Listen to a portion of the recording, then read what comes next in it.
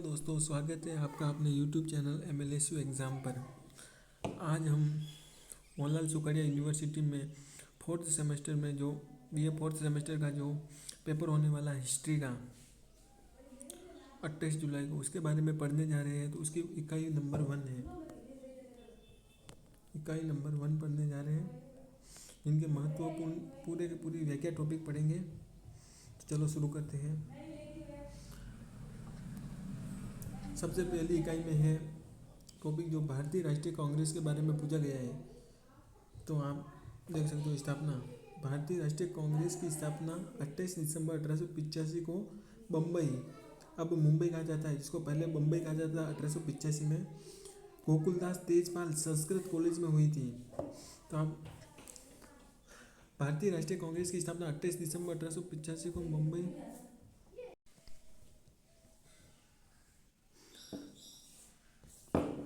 तो प्रथम अधिवेशन हुआ था कांग्रेस का 1885 में मुंबई में। इसका स्थान गोकुलदास तेजपाल संस्कृत कॉलेज मुंबई। तो ये कांग्रेस की स्थापना का दिन याद रखना 28 दिसंबर 1885 को राजस्थान में इंडिया में कांग्रेस की स्थापना की गई थी।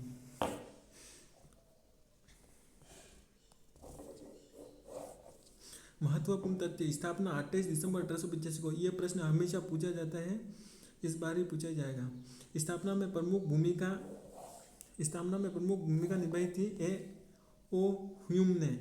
ये नाम याद रखना, A.O. ह्यूम ने। स्थापना प्रमुख भूमिका A.O. ह्यूम, ये इनका फोटो देख सकते हो। कांग्रेस की स्थापना में प्रमुख भूमिका निभाई। इन्हें कांग्रेस का जनक भी कहा जाता है। तो प्रश्न पूछा जा सकता है कि कांग्रेस का जनक किसे कहा गया, तो A.O. ह्यूम को याद रखना। भारतीय राष्ट्रीय कांग्रेस के प्रथम अध्यक्ष कौन थे, व्योमेश चंद्र बनर्जी। ये प्रसिद्ध वकील और समाज सेवी थे। ये वकील थे, एडवोकेट, और समाज की सेवा भी करते थे, इसलिए उनके भारतीय राष्ट्रीय कांग्रेस के प्रथम अध्यक्ष थे। और 1884 से 1888 तक भारत के वाइसराय थे। कांग्रेस की स्थापना इनके शासनकाल में हुई थी, ये याद रखना, ये महत्वपूर्ण है। 1884 कांग्रेस की स्थापना के समय भारत के वाइसराय कौन थे, तो लॉर्ड डफरिन। इनका नाम याद रखना, लॉर्ड डफरिन। ये तीनों इंपॉर्टेंट है, इनमें से एक प्रश्न बनने ही जाएगा। तो प्रथम अधिवेशन हुआ था मुंबई में। प्रथम अध्यक्ष थे व्योमेश चंद्र बनर्जी, और प्रथम अधिवेशन में प्रतिनिधि थे बोईतर लोग थे। उस समय के वाइसराय थे लॉर्ड डफरिन। ये याद रखना, इनके चेहरे से याद रख लेना। ये थे अंग्रेजों के शासनकाल में। 1885 में जब कांग्रेस की स्थापना हुई थी तब बनाए गए थे। इनको जनक कहा जाता है। ये प्रसिद्ध अध्यक्ष थे और ये वाइसराय।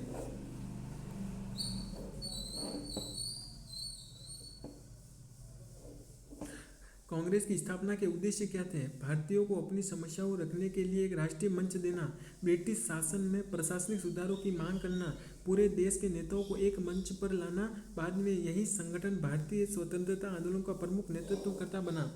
मतलब कि पहले जो अंग्रेजों का जो भ्रष्टाचार कर रहे थे अंग्रेज हमारे लोगों के साथ, उस समय कांग्रेस के इनका मुख्य उद्देश्य यह था कांग्रेस की स्थापना करने का, कि लोगों की बातें सुने, समस्याओं का समाधान हो, ब्रिटिश शासन में प्रशासनिक सुधारों की मांग हो। ब्रिटिश अधिकारी अपने मन में आए जो करते थे। तो स्वतंत्रता आंदोलन में कांग्रेस की प्रमुख भूमिका। बंग भंग का विरोध, 1905 में एक घटना हुई थी बम भंग, उनका विरोध कांग्रेस ने किया। असहयोग आंदोलन 1920 में जो हुआ उनका कांग्रेस। सविनय अवज्ञा आंदोलन में 1930 में हुआ था।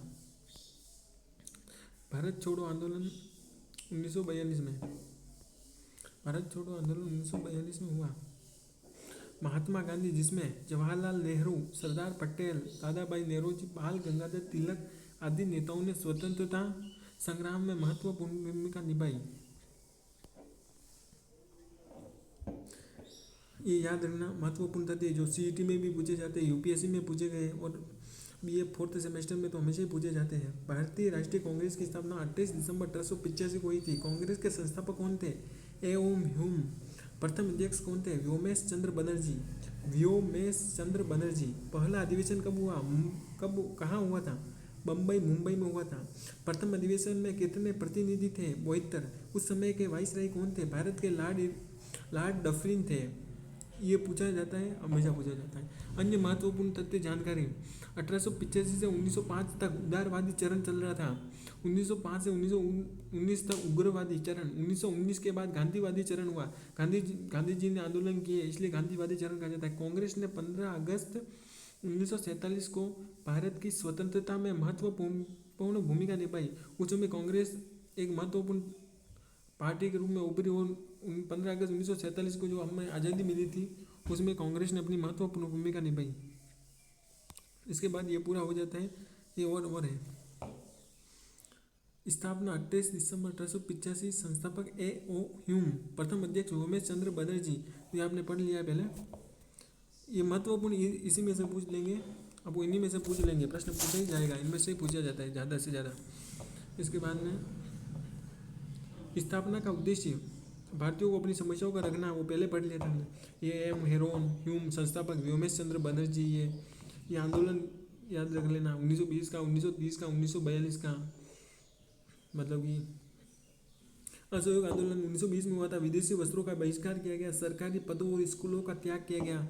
1930 में सविनय अवज्ञा आंदोलन, जो उस नमक कानून तोड़कर ब्रिटिश शासन की नीतियों का विरोध किया गया, जो कांग्रेस के प्रतिनिधि थे। भारत छोड़ो आंदोलन 1942 में किया गया था। अंग्रेजों भारत छोड़ो नारा देकर देशव्यापी आंदोलन। अंग्रेजों ने हमारे लोगों के साथ बहुत ज़्यादा भ्रष्टाचार करने लगे थे, इसलिए कांग्रेस के जो प्रतिनिधि थे, जो लोग थे, उन्होंने विरोध किया और आंदोलन चलाए। जो गांधी जी महात्मा के उनके महात्मा गांधी, जवाहरलाल नेहरू, सरदार पटेल, तिलक, दादा भाई नेहरू आदि नेताओं का महत्वपूर्ण योगदान रहा इन सब में। भारतीय राष्ट्रीय कांग्रेस के ये सब याद रख लेना फैक्ट्स, ये देख सकते हो। और अब एक प्रश्न आ गया है, भारतीय राष्ट्रीय कांग्रेस की स्थापना कब और कहाँ हुई? उत्तर, भारतीय राष्ट्रीय कांग्रेस की स्थापना 28 दिसंबर 1885 को, ये डेट याद रखना, बम्बई, वर्तमान जिसे मुंबई कहा जाता है, के गोकुलदास तेजपाल संस्कृत कॉलेज में हुई। इसकी स्थापना में ए हो ह्यूम ने प्रमुख भूमिका निभाई। पहले अधिवेशन की अध्यक्षता व्योमेश चंद्र बनर्जी ने की और इसमें 72 प्रतिनिधियों ने भाग लिया। कांग्रेस का उद्देश्य भारतीयों को एक राष्ट्रीय मंच प्रदान करना और ब्रिटिश सरकार के समक्ष उनकी समस्याएं रखना था। ये सब आपको बताएं, पहले बता दिया है। मतलब कि ये राष्ट्रीय कांग्रेस की स्थापना करने का मुख्य उद्देश्य था भारतीयों को एक राष्ट्रीय मंच प्रदान करना, लोगों को बोलने का मौका मिले, ब्रिटिश सरकार के समक्ष उनकी समस्याएं रख सके, ऐसी कोई संस्था हो जिनके समक्ष आम लोग, जनता अपनी समस्याओं का समाधान के लिए वहाँ पर अपना विरोध कर सके। भारतीय राष्ट्रीय कांग्रेस की स्थापना के उद्देश्य भारतीयों को एक राष्ट्रीय राजनीतिक मंच प्रदान करना, ये 4 नंबर में पूछ सकते हैं। भारतीय राष्ट्रीय कांग्रेस की स्थापना का उद्देश्य क्या था? तो भारतीयों को एक राष्ट्रीय राजनीतिक मंच प्रदान करना। एक मंच तो होना चाहिए जो यहाँ पर अपनी समस्याओं को रख सके। ब्रिटिश सरकार के समक्ष भारतीयों की समस्याओं का प्रस्तुत करना, राष्ट्रीय एकता और भाईचारे की भावना को बढ़ाना, क्योंकि अंग्रेजों के टाइम पर अलग अलग लोग बिखर चुके थे, भाईचारे का कोई महत्वपूर्ण था नहीं उसमें। प्रशासनिक एवं राजनीतिक सुधारों की मांग, प्रशासन अपने हिसाब से चल रहा था, राजनीति अपने हिसाब से चल रही थी, सब अंग्रेजों का राज चल रहा था। भारतीयों में राजनीतिक जागरूकता और अधिकारों के प्रति चेतना विकसित करना, इनका मुख्य उद्देश्य था राष्ट्रीय कांग्रेस की स्थापना करने का। भारतीयों के अंदर जोश पैदा करना, ये स्थापना सब याद रखना। इसके बाद सेकंड प्रश्न आ जाता है, भारतीय राष्ट्रीय कांग्रेस की स्थापना के उद्देश्य, ये पढ़ लिया हमने। तो भारतीयों को एक राष्ट्रीय राजनीतिक मंच प्रदान करना, तो कांग्रेस ने पूरे भारत के नेताओं को एक मंच पर लाकर उन्हें एकजुट किया। जब कांग्रेस की स्थापना हुई तो कांग्रेस ने पूरे भारत के जितने भी नेता थे उनको एक मंच पर लाए और भारतीय राष्ट्रीय कांग्रेस की स्थापना की गई। ब्रिटिश सरकार के समक्ष भारतीयों की समस्याएं प्रस्तुत की गई। कांग्रेस ने भारतीयों की समस्याओं को ब्रिटिश सरकार के सामने रखा, उनके समाधान की मांग की। ये भारतीय लोग हैं जो अंग्रेजों के पास गए और कहा कि हमें आपके कानून से हमें ये समस्या हो रही है। अंग्रेजों ने अनेक अनेक प्रकार की नीतियाँ लगा रखी थी जो। इसके बाद राष्ट्रीय एकता और भाईचारे की भावना को बढ़ावा देना, कांग्रेस ने भाषा, धर्म, जाति, प्रांत के भेदभाव को मिटाकर राष्ट्रीय एकता की भावना विकसित की। कांग्रेस की मेन उद्देश्य था कि देश में धर्म, जाति के स्थान पर किसी का भेदभाव नहीं किया जाए, सब एकजुट होकर अंग्रेजों से साथ लड़ाई लड़े। प्रशासनिक एवं राजनीतिक सुधारों की मांग करना, कांग्रेस ने शासन व्यवस्था में भागीदारी, न्याय, समता एवं स्वशासन की मांग की। प्रशासनिक एवं राजनीतिक सुधार में भारतीयों में राजनीति जागरूकता और अधिकारों के प्रति चेतना विकसित करना। कांग्रेस ने जनता को उनके अधिकारों के प्रति जागरूक किया और स्वतंत्रता की भावना को प्रबल बनाया। मतलब कि आम जनता के लोगों में स्वतंत्र होने का जोश बढ़ाया और उनके अधिकारों की मांग करने के लिए कहा। कांग्रेस का मूल उद्देश्य था देश सेवा, एकता और स्वतंत्रता। ये नेताजी बोल रहे अपने अधिकार पहचानो। स्थापना ये याद रखना एम ह्यूम। इसके बाद स्वदेशी आंदोलन जो 1905 में हुआ था। तो प्रश्न आ सकता है कि स्वदेशी आंदोलन कब हुआ? 1905। ये डेट याद रखना। स्वदेशी आंदोलन कब हुआ? 1905 में हुआ था। क्यों हुआ? परिचय। स्वदेशी आंदोलन का प्रारंभ 7 अगस्त 1905 को बंगाल विभाजन के विरोध में हुआ था। जब बंगाल का विभाजन हो गया था, पश्चिमी बंगाल का विभाजन 1905 में हुआ था। तो प्रश्न आ सकता है बंगाल का विभाजन कब हुआ? तो 7 अगस्त 1905 को बंगाल में विभाजन के विरोध में स्वदेशी आंदोलन हुआ था। 16 अक्टूबर 1905 को लॉर्ड कर्जन द्वारा बंगाल विभाजन लागू किया गया। जो लॉर्ड कर्जन था उस समय वाइसराय, उनके समय 1905 में बंगाल का विभाजन कर दिया गया, जिसके विरोध में पूरे भारत में स्वदेशी आंदोलन शुरू हो गया। ये लॉर्ड कर्जन को देख सकते हैं। ये स्वदेशी आंदोलन के उद्देश्य क्या थे? स्वदेशी आंदोलन क्या था? विदेशी वस्तुओं का बहिष्कार करना, मतलब कि दूसरे देशों से आई हुई वस्तुओं का बहिष्कार करना। स्वदेशी देश में निर्मित वस्तुओं का उपयोग बढ़ाना। अंग्रेज दूसरे देशों से व्यापार करते थे और यहाँ के लोगों को जो वस्तुएं होती थी उनका बहुत कम मूल्य मिलता था। तो ये आंदोलन था कि स्वदेशी देश में बनी हुई वस्तुओं का उपयोग करो, बाहर की वस्तुओं का बहिष्कार करो, भारतीय उद्योगों और कुटीर उद्योगों का प्रोत्साहन देना, राष्ट्रीय एकता और स्वाभिमान की भावना विकसित करना, ब्रिटिश शासन का शांतिपूर्ण विरोध करना। कांग्रेस का मूल उद्देश्य था कि अहिंसा के साथ ये आंदोलन चले।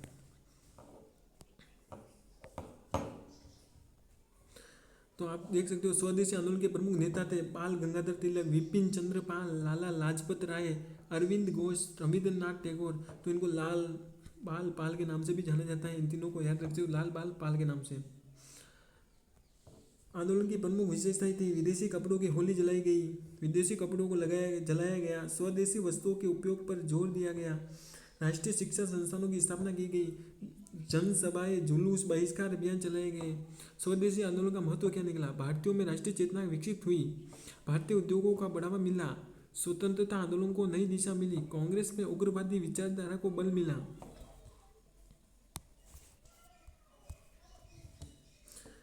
निष्कर्ष क्या निकला इसका? स्वदेशी आंदोलन भारतीय स्वतंत्रता संग्राम का एक महत्वपूर्ण चरण था। इसमें भारतीयों में आत्मनिर्भरता बढ़ी, राष्ट्रीय एकता के प्रति जागरूकता बढ़ी, देशभक्ति की भावना को मजबूत किया तथा आगे चलकर स्वतंत्रता आंदोलन को व्यापक जन समर्थन दिलाने में महत्वपूर्ण भूमिका निभाई। ये स्वदेशी वस्तुओं का बहिष्कार किया गया, विदेशी वस्तुओं का बहिष्कार, वंदे मातरम के नारे लगाए गए। शुरुआत हुई थी इसकी एग्जाम पॉइंट के हिसाब से, MLSU PYQ के हिसाब से। पहले PYQ प्रीवियस ईयर प्रश्न है।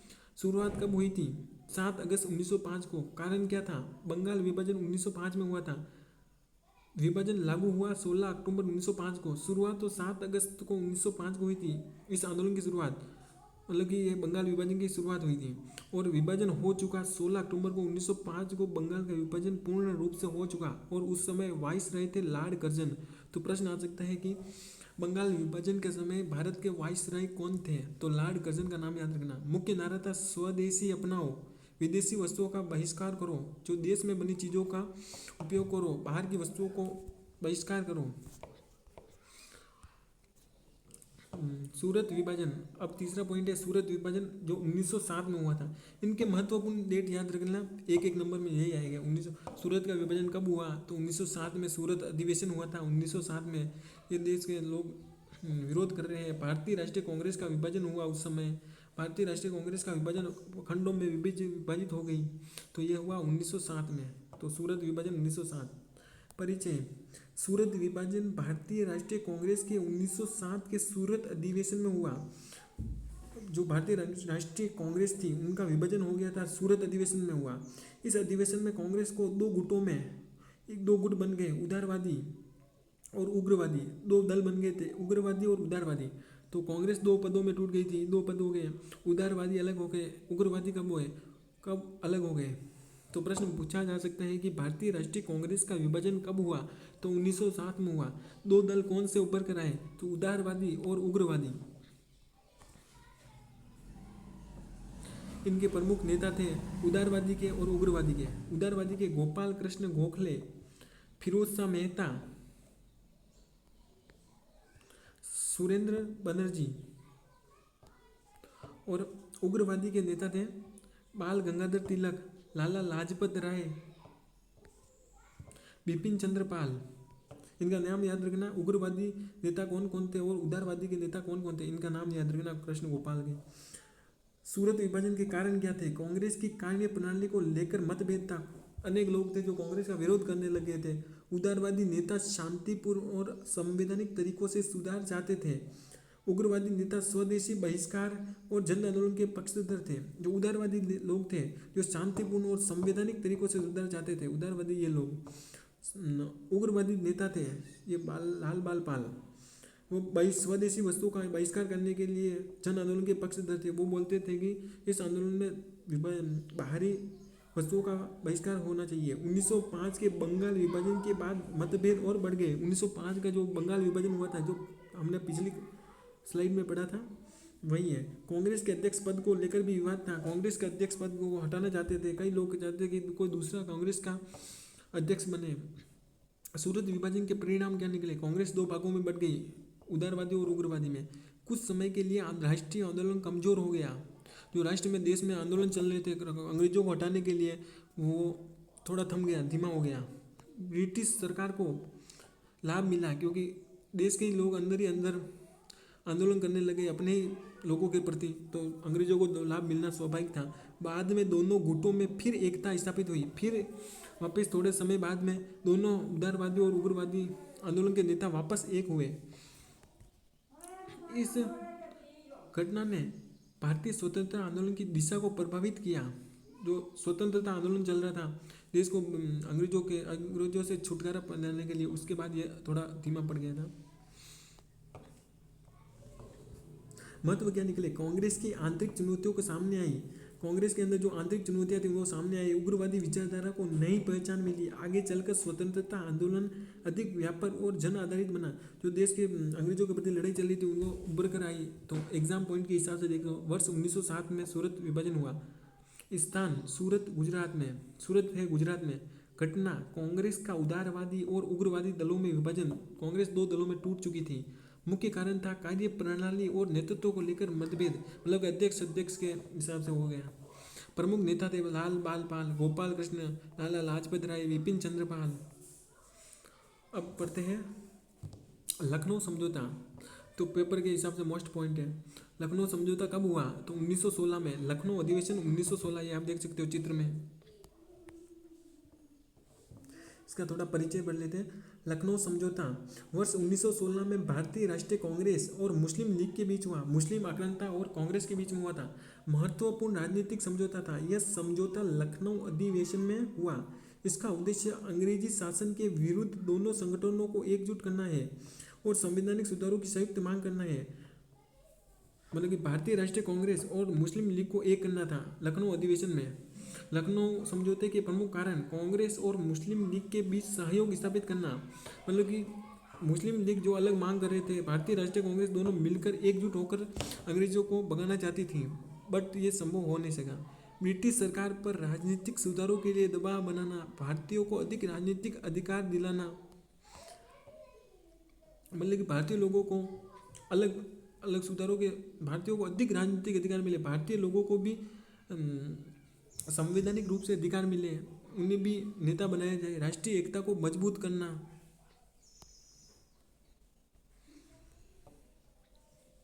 लखनऊ समझौते की प्रमुख शर्तें थीं। कांग्रेस और मुस्लिम लीग मिलकर संवैधानिक सुधारों की मांग करेगी। संविधान में सुधार करो। विधान परिषदों में निर्वाचित भारतीय सदस्यों की संख्या बढ़ाई जाए।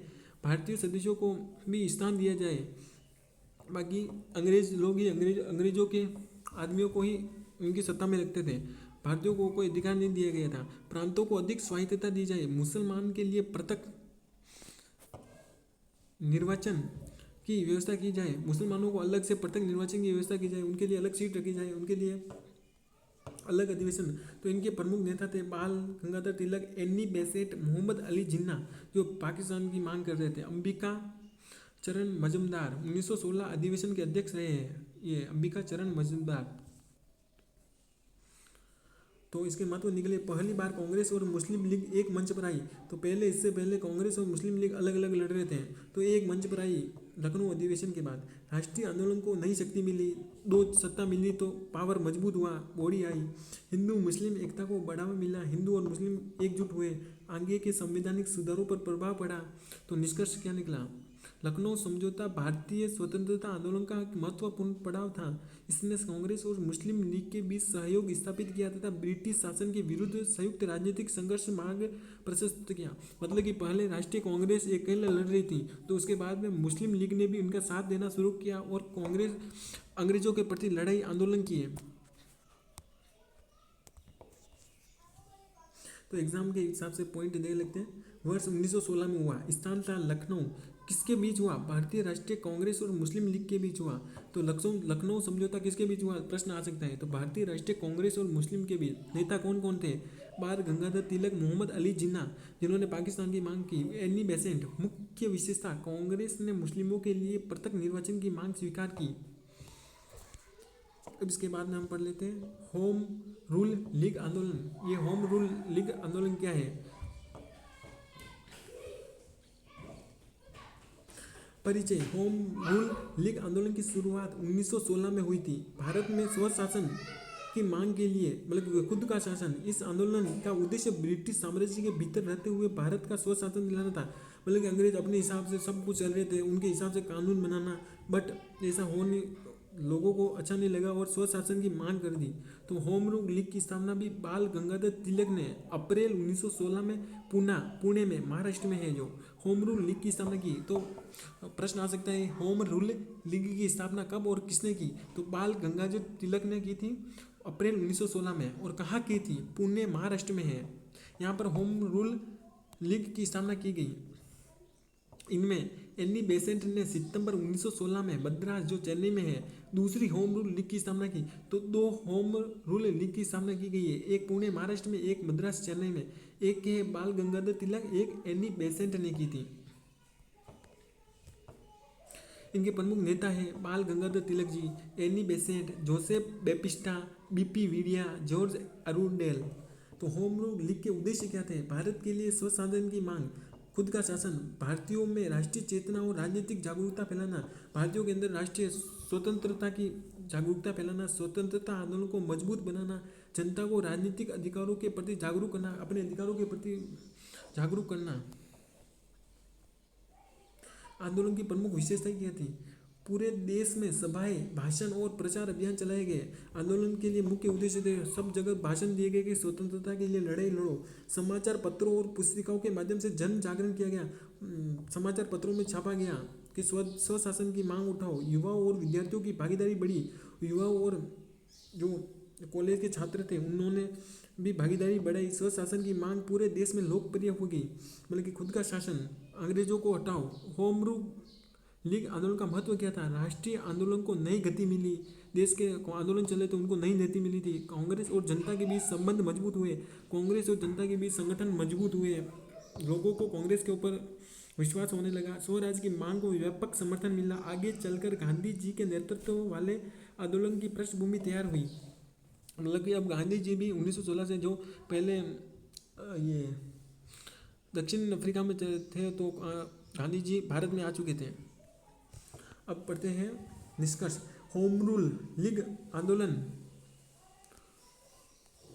भारतीय स्वतंत्रता संग्राम का एक महत्वपूर्ण चरण था। इसने भारतीयों में स्वशासन की भावनाओं को मजबूत किया और स्वतंत्रता आंदोलन की नई दिशा प्रदान की। वर्ष 1916 में तिलक की लीग अप्रैल 1916 में पुणे महाराष्ट्र में हुआ। एक और दो, एक नंबर ये था, दो नंबर ये। एक एनी बेसेंट की लीग ने भी एक लखनऊ की होम रूल लीग आंदोलन का शुरुआत की सितंबर 1916 में मद्रास चेन्नई से। मुख्य उद्देश्य था भारत के लिए स्वशासन की प्रारंभ मांग करना। प्रमुख नेता Bal Gangadhar Tilak, Annie Besant, Joseph BP, George Arundale. इसके बाद में लास्ट पॉइंट पढ़ लेते हैं हम। भारत में क्रांतिकारी आंदोलन, भारत में जो भी क्रांतिकारी आंदोलन चल रहे थे उनके बारे में। तो क्रांतिकारी आंदोलन का उद्देश्य स्वतंत्र सशस्त्र संघर्ष के माध्यम से ब्रिटिश शासन को समाप्त करना, मतलब कि कुल मिला के अंग्रेजों को बाहर भगाना, भारत को स्वतंत्र कराना। यह आंदोलन मुख्य रूप से 1905 के बंगाल विभाजन के बाद तेज हुआ। जब बंगाल का विभाजन 1905 में हुआ, उसके बाद आंदोलन बहुत तेजी से रफ्तार पकड़ने लगे।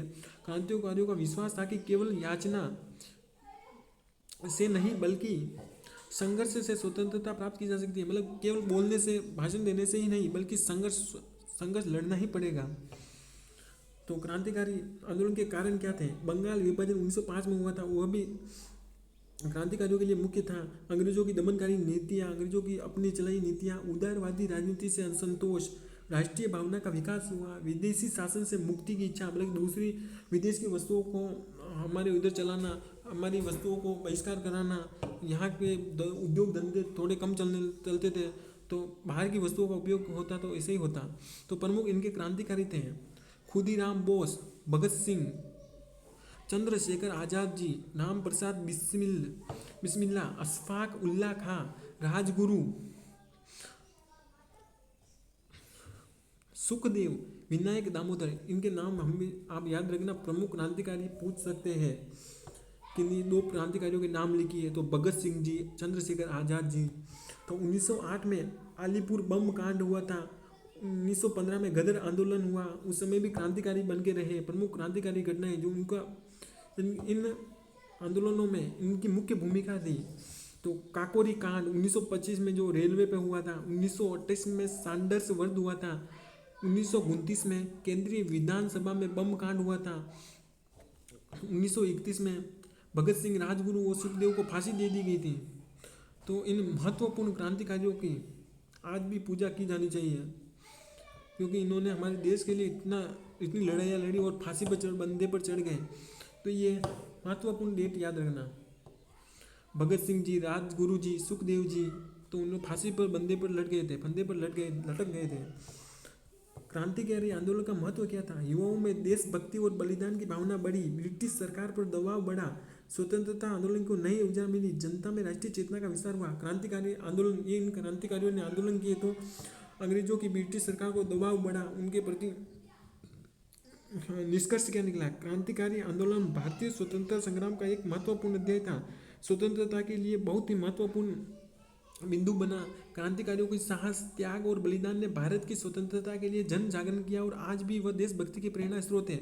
मतलब कि इन्होंने फांसी पर, फंदे पर लटक चुके थे, तो इन क्रांतिकारियों को भूला आज भी नहीं जा सकता। ये निष्कर्ष याद रखना।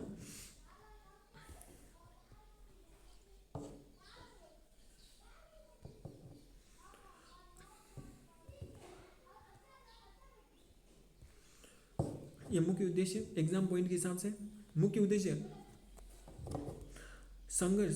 संघर्ष द्वारा भारत को स्वतंत्रता कराना, भगत सिंह जी। मुख्य कारण बंगाल विभाजन 1905 से आंदोलन शुरू हुए। प्रमुख संगठन अनुशीलन समिति, हिंदुस्तान सोशलिस्ट रिपब्लिक, इंकलाब जिंदाबाद का नारा दिया गया। प्रमुख क्रांतिकारी थे भगत सिंह जी, चंद्रशेखर जी, राम प्रसाद जी, खुदीराम बोस आदि। महत्वपूर्ण घटनाएं थी काकोरी हत्याकांड, केंद्रीय विधानसभा बम कांड, सांडर्स वध। तो ये पूरी यूनिट हमारी पहली इकाई पूरी हो चुकी है। वीडियो अच्छा लगा हो तो चैनल को सब्सक्राइब जरूर करें और वीडियो को शेयर, लाइक जरूर करें। धन्यवाद। मिलेंगे नेक्स्ट इकाई में।